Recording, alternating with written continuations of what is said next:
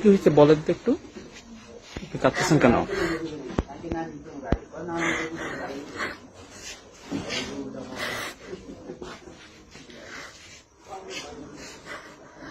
বলেন কি হয়েছে বলেন।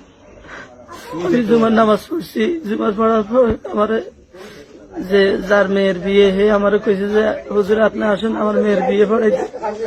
এরপর আমি বিয়ে পড়াইতে যাইতেছি, বাড়িতে এখনো ঢুকি নাই, গেটে আছি। এমন সময় ওনার বড় ভাই দুলাল, হে পুলিশে চাকরি করে,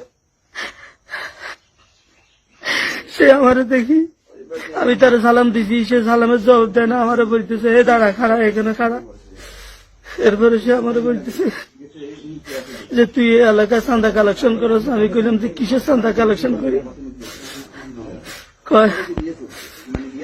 কয় তুই চাঁদা কালেকশন করছ। আমি কিসের চাঁদা বলেন?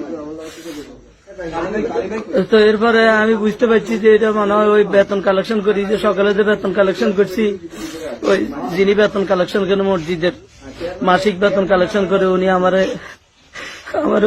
বলছে যে আপনি আমার সাথে একটু চলেন, আজকে শুক্রবার মক্তব যেহেতু নাই, ইসলামী ফাউন্ডেশনের কোন শিক্ষাও যেহেতু নাই, আপনি আমার সাথে একটু চলেন। এরপরে আমি ওনার সাথে সকালে যাই, একটু বেতন কালেকশন গেছি। এখন উনি কইতেছে আমি চাঁদা কালেকশন করি। এরপরে উনি আমার অকথ্য ভাষায় গালি গেলাস। উনি আমার বলতেছে যে তোর হাত পা ভাঙ্গি লোঁতা করে ফেলবো, তুই আমার চিনস, আমি পুলিশ বিভাগে চাকরি করি। এরপরে আমার বলতেছে আমি তোরে না বলছি আমার থানার ভেরিফিকেশন দেওয়ার জন্য। আমি বললাম যে আপনাদের কেন ভেরিফিকেশন দিব, আমি আপনি কি? এই কথা বলার পরে উনি আমার বলছে মাথা সোট কি করি।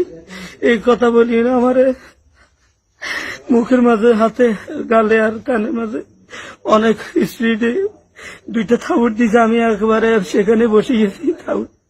এরপরে আমার অন্যরা ধরি আমার সান্ত্বনা দিছে যে হুজুর আপনি অত ধৈর্য হইয়েন না। এখন আমি কানও শুনি না, এমন অবস্থা, এমন কঠিন অবস্থা। এরপরে সে আমারে বলতেছে আমি নাকি গ্রুপিং করি। আমি বললাম যে কিসের গ্রুপিং? এরপর উনি তুই জঙ্গি এই সেই। আমি বললাম আপনি ভাই কি বলেন এগুলি? কয় তুই জঙ্গি। আমি আপনি এমন কোন তথ্য যদি পান তাহলে আমাকে নিয়ে নেন, আমি প্রস্তুত আছি, আপনি আমাকে থানাতে নিয়ে নেন, আমার অ্যারেস্ট করেন, কিন্তু আপনি এগুলো কি বলতেছেন? এরপরে উনি আমার মাথা খারাপ গালি গেলাস, অকথ্য ভাষায় গালি গেলাস প্রয়োগ করছে।